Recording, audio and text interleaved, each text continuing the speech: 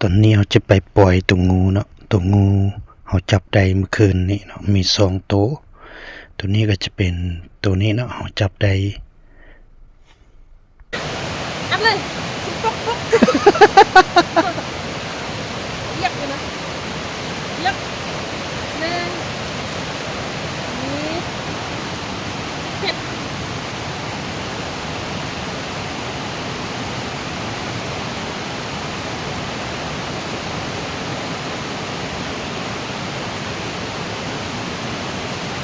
ไม่บริจาค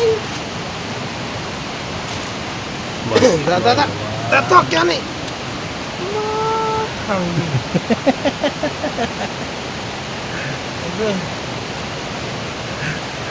เคย ครึกกินหัวเกินเลี่ยนนะ เคยตายแล้วบ่ลูก มันด้วย หมัดกะตะเวียด นี่มันมันกัน ก็มาmarเมื่อไหร่นะmarเปเตะนี่ เจ็ดมันเองมันคิดมันอ่ะ อุ้ย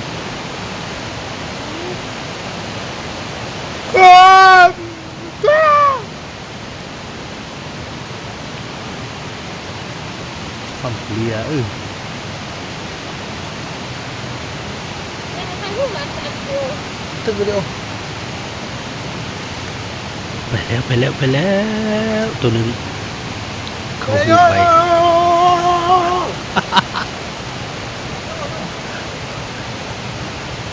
เอ๊ะมันหุบจัง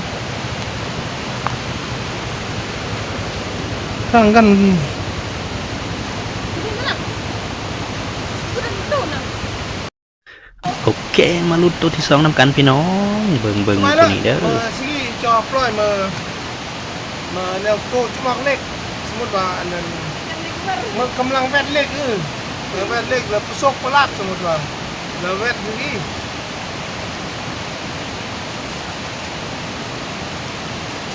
ยังเนอะยังอีกเชื่อคิดเลยยังเลย ผู้นี้เราก็จะเป็นผู้เชี่ยวชาญเกี่ยวกับการจับงูหรือจับสัตว์ป่าที่มีพิษเนาะเราเชี่ยวชาญเบิ่งลีลากับแม่นธรรมดานี่เขาจับได้เมื่อคืนนี้เนาะ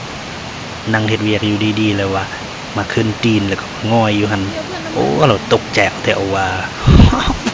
งูกระไดเล่นนี้จนพุดวิทย์แล้วก็เลยติดต่อหาผู้เชี่ยวชาญเพิ่นมาจับมื้อนี้ก็จะไปปล่อยบ่มีคนอยู่เนาะปล่อยไปตามธรรมชาติ มันแข็งจะไปสู้บอกเล็กบอกเบอร์เด้อลูกเด้อมือเลี้ยงสิมือเลี้ยงสิซื้อเล็กขนาดบุญเล็กเลยสิมาคุดอะไรมันมีโอ้มัน สาวใครพูดกันไม่กูอ้นกันเลยสาวพันเด้อพันโอ้คิดกันเลย มันบิดแล้วเปิ้ลแม่ถ่ายรูปไปก่อน ถ่ายวิดีโอหรือถ่ายรูป ถ่ายไปดู นะหนึ่งสอง เบิ่งลีลาทุกคนโอ้ยผมแม่นของหน่อยนี่หั่นน่ะว่าปานสิซกมวยวิธีโลกนี่นี่ ผมแม่นอย่างไรเกี่ยมสิเล่น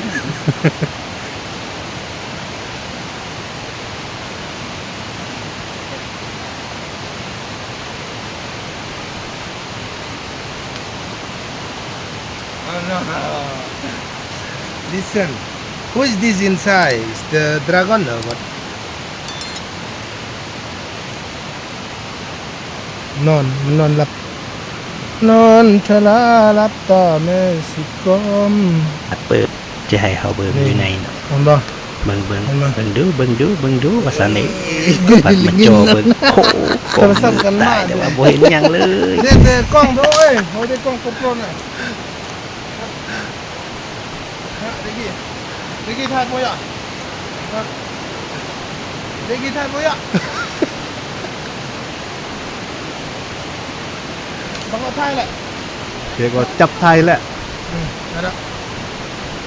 เดี๋ยวถ่ายของเองลึกลึกตรงนั้นถ่ายรูป ถ่าย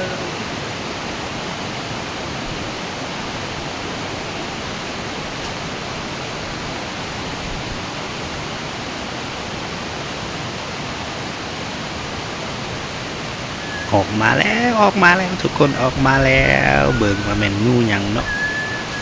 ทุกคนคิดแต่สภาพว่านั่งอยู่ดีๆเนาะตัวงูนี่ไปเลื่อยมาขึ้นตีนเนาะยินแต่ยินๆแล้วก็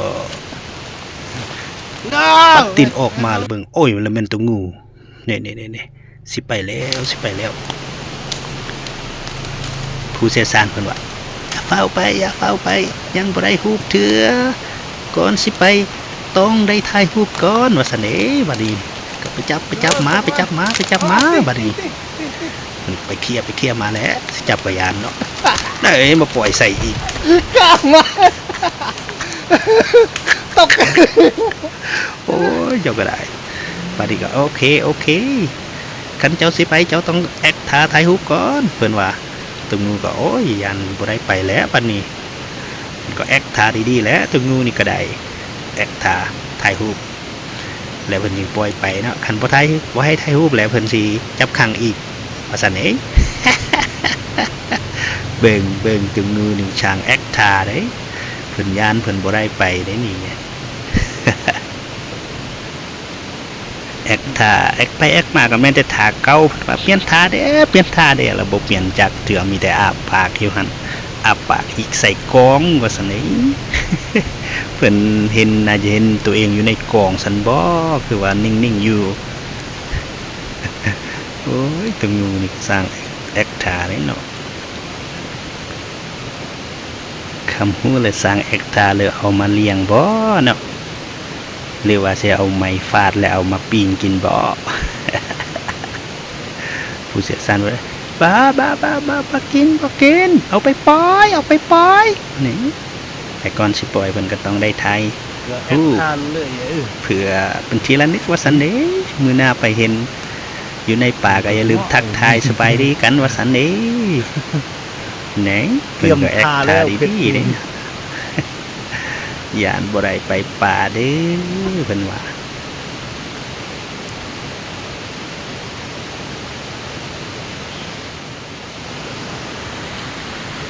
เบิ่งลองซุ่มเบิ่งโอ้ยมันก็แม่นท่าแอคท่าดีดักโอ้นี่นะ มันอาปากใส่แต่กองนี่ทางหน้ามีกองนี่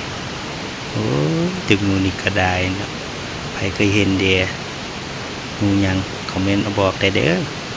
นี่บ่ฮู้เด้ออันนี้นะ